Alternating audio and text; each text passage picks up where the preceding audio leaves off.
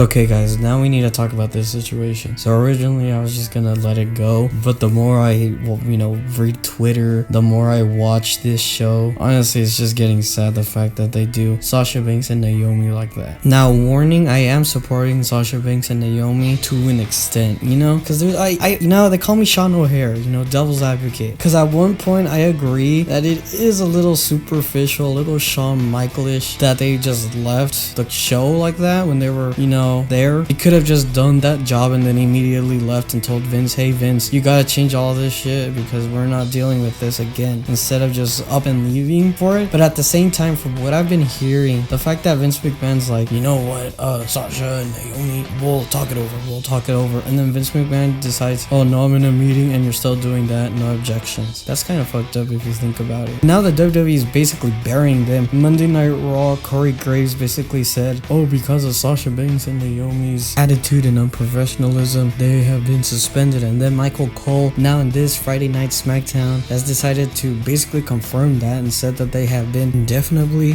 suspended. So now this causes me to at least give my opinions to this matter, because it's a really sticky situation. And also the other fact is, in Twitter itself, they've been showing all these things that the WWE has done to basically scrape Naomi and Sasha Banks from the company itself. In their intros, they've removed Sasha Banks and replaced them with Cody Rhodes, which is ironic, honestly. If you've been on Twitter, they've removed them from all of their social media accounts, and now they're starting to blackball their merchandise. Whenever you want to search off in WWE.com about Sasha Banks and Naomi merch, they've all been removed. So honestly, this whole thing is just stupid and shows why Vince McMahon is petty. I mean, this guy had his golden goose Bruno Sammartino blackballed for 40 years until he died 2 years later. He had the Ultimate Warrior as his biggest trophy, and then when they left, they were talking shit about him and created a DVD about the Ultimate Warrior's self-destruction. And they've done the whole thing. They've done the whole Bret Hart screw job and the infamous Stone Cold Steve Austin took his ball and left home thing. So this is, of course, not the first time the WWE has done something like this, or Vince McMahon has made the company done something like this. And it kind of surprised me because during this week, Stephanie McMahon decided to resign from her spot, or not resign, quit her job, but at least take a little bit of a break. Honestly, I don't blame her, because this whole sticky situation with Vince McMahon is honestly kind of stupid. And